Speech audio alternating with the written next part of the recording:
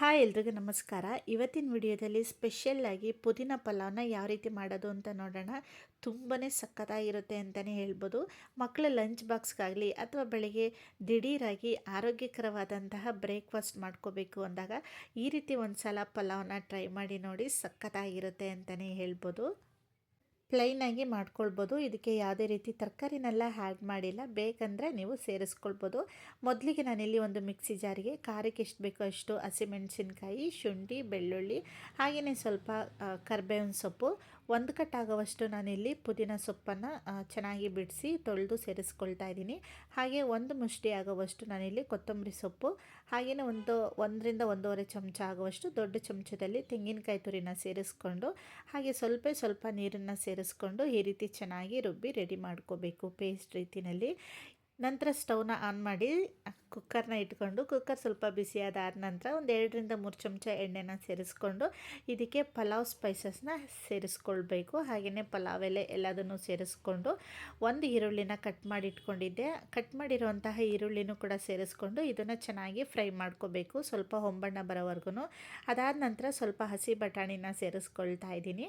ಹಸಿ ಬಟಾಣಿ ಮತ್ತು ಈರುಳ್ಳಿನ ಇದನ್ನು ಚೆನ್ನಾಗಿ ಎಣ್ಣೆಯಲ್ಲಿ ಚೆನ್ನಾಗಿ ಫ್ರೈ ಮಾಡ್ಕೋಬೇಕು. ಅದಾದ ನಂತರ ನಾನಿಲ್ಲಿ 2 ಮೀಡಿಯಮ್ ಸೈಜ್ದು ಟೊಮೊಟೊನ ತೊಗೊಂಡು ಈ ರೀತಿ ಕಟ್ ಮಾಡಿಕೊಂಡು ಸೇರಿಸ್ಕೊಳ್ತಾ ಇದ್ದೀನಿ. ಟೊಮೊಟೊ ಮತ್ತು ಈರುಳ್ಳಿ ಇದೆಲ್ಲದನ್ನು ಕೂಡ ಎಣ್ಣೆಯಲ್ಲಿ ಚೆನ್ನಾಗಿ ಬಾಡಿಸ್ಕೋಬೇಕು.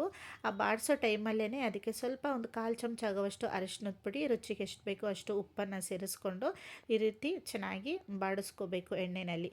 ಅದಾದ ನಂತರ ನಾವು ರುಬ್ಬಿ ರೆಡಿ ಮಾಡಿ ಇಟ್ಕೊಂಡಿರುವಂತಹ ಪೇಸ್ಟನ್ನು ಸೇರಿಸ್ಕೊಂಡು ಇದನ್ನು ಕೂಡ ಹಸಿ ವಾಸನೆ ಹೋಗೋವರೆಗೂ ಎಣ್ಣೆಯಲ್ಲಿ ಚೆನ್ನಾಗಿ ಫ್ರೈ ಮಾಡ್ಕೋಬೇಕು. ಇದಾದ ನಂತರ ನಾನಿಲ್ಲಿ ನೀರನ್ನು ಸೇರಿಸ್ಕೊಳ್ತಾ ಇದ್ದೀನಿ. 1 ಕಪ್ ಆಗುವಷ್ಟು ನಾನು ಅಕ್ಕಿನ ಸೇರಿಸ್ತಾ ಇರೋದ್ರಿಂದ ನಾನಿಲ್ಲಿ 1.5 ಕಪ್ ಆಗುವಷ್ಟು ನೀರನ್ನು ಸೇರಿಸ್ಕೊಳ್ತಾ ಇದ್ದೀನಿ. ನೀರನ್ನು ಸೇರಿಸಿದ್ದಾದಮೇಲೆ ಚೆನ್ನಾಗಿ ಒಂದು ಸಲ ಮಿಕ್ಸ್ ಮಾಡಿ ಕುದಿಯೋದಕ್ಕೆ ಬಿಡಬೇಕು.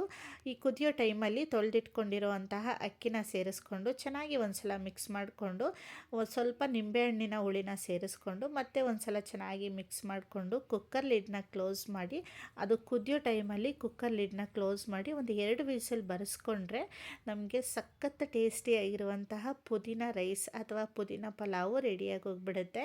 ಇದನ್ನು ನಾನು ಬರೀ ಬಟಾಣಿನ ಸೇರಿಸಿ ಪ್ಲೈನಾಗಿ ಮಾಡ್ಕೊಂಡಿದ್ದೀನಿ. ಬೇಕಂದರೆ ಇದಕ್ಕೆ ತರಕಾರಿಗಳನ್ನು ಆ್ಯಡ್ ಮಾಡ್ಕೊಳ್ಬೋದು.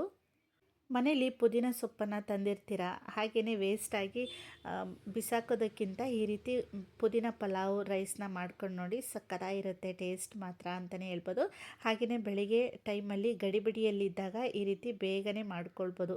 ನಿಮಗೂ ಇಷ್ಟ ಆಗಿದರೆ ಲೈಕ್ ಮಾಡಿ, ಕಮೆಂಟ್ ಮಾಡಿ, ಶೇರ್ ಮಾಡಿ. ಥ್ಯಾಂಕ್